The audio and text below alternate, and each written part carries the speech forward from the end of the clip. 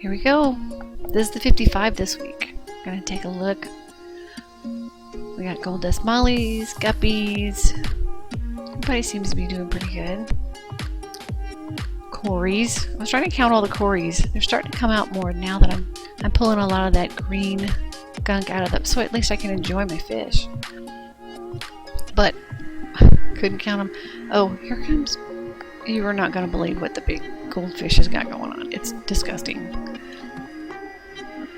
Okay, it's like a kid picking his nose when you're trying to video, a family reunion. Isn't that gross?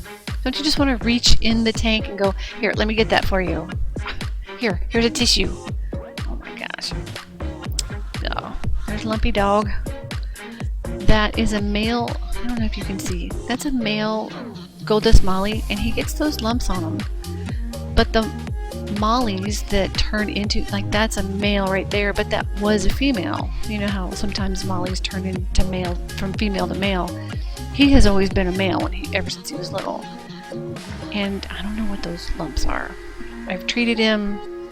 He's eating. He's fine. These crypts, I love these crypts, but now, for some reason, they're stretching out. I liked them when they looked like grass. And this behemoth, oh my goodness. Let's take a look. Zoom out. Can you believe how big this thing is?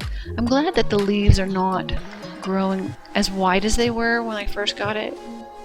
They're like a little thinner and there's more bunchy to it, but it still overtakes the tank. There's some new leaves, and it also has a bloom come in, another bloom stalk come in. So I've been watching a lot of videos on water changes, and we're doing too many water changes. So this Saturday will be 2 weeks, and I'll do a water change for these guys. Look at his little pinchy nose.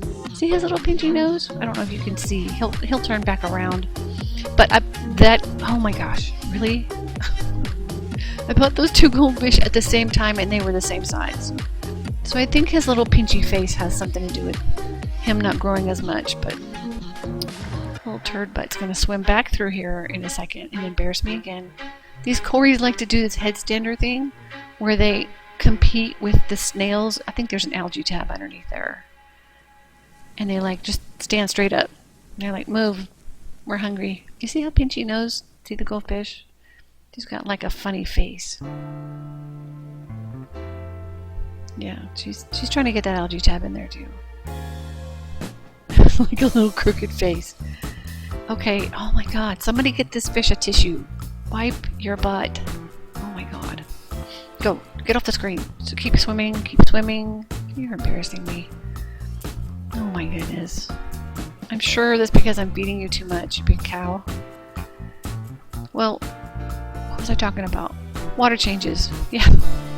So I haven't done a water change in 2 weeks. Today's Friday. It's been about 2 weeks. And look what happens. These guys start doing the baby dance. I can't tell if this is male and female, but they do this little circle dance where they poke at each other and then they circle around. They don't quite hang on to each other, but I've never been an egg scatterer breeder, just always live bearers. And these guys are so fascinating. I wish I could figure it out. I'm thinking about moving them to the 29 gallon. There's less mouths to eat stuff over there, and pull some more of those guppies out over there and give these guys some privacy, and maybe I can get some babies. But they're definitely working something out, trying to figure it out.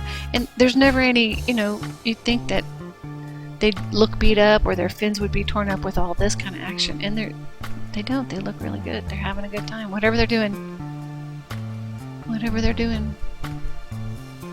There's one of those mollies that went male. It was a female. You can tell because their body is thicker, but then they form that gonoponium. You guys are too cute.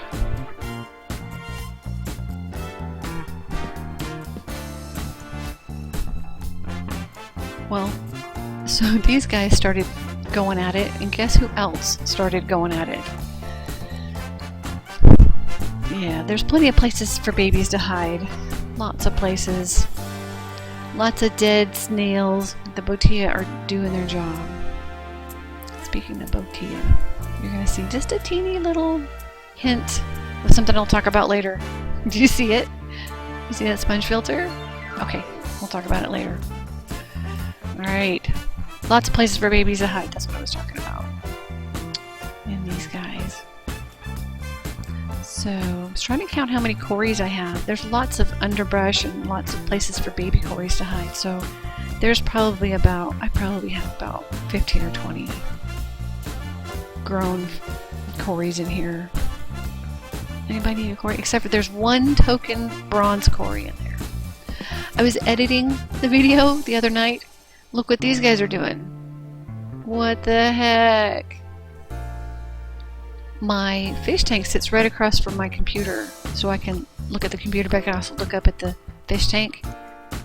These guys, I was like, they're either killing each other or they're making babies. They'll circle back around. There we go. Circle back around. This is a piece of, it's like a piece of petrified wood, so it's got these little nooks and crannies in it. And they'll do these circle around and they'll line up together. And I don't see any eggs. Maybe it's two females, because they both look chunky to me. I looked up, you know, you can look up online, loaches.com, and see if there's any differences, and there's like mild differences. But these guys, their color has faded. Both of their colors have faded. They're usually the very distinct brown stripes and silver bellies. And they're just going at it.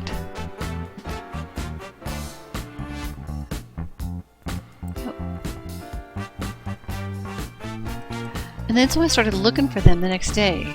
It was like, okay, maybe they did kill each other. I don't, you know, I watched them for probably about 15 minutes. And then I couldn't find them. And then I was looking for them the next morning. Couldn't find them anywhere. Oh my goodness. They're just going at it. They have these little hooks that are underneath their eyes.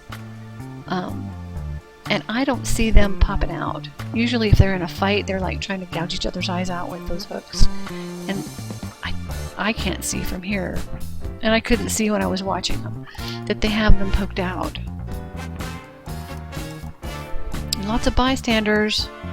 Lots of witnesses to what you guys are doing. Everybody's watching, waiting for something to fall to hit the floor, I bet.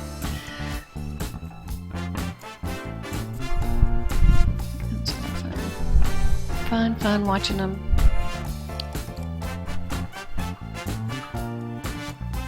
So maybe we'll have some baby botia here pretty soon.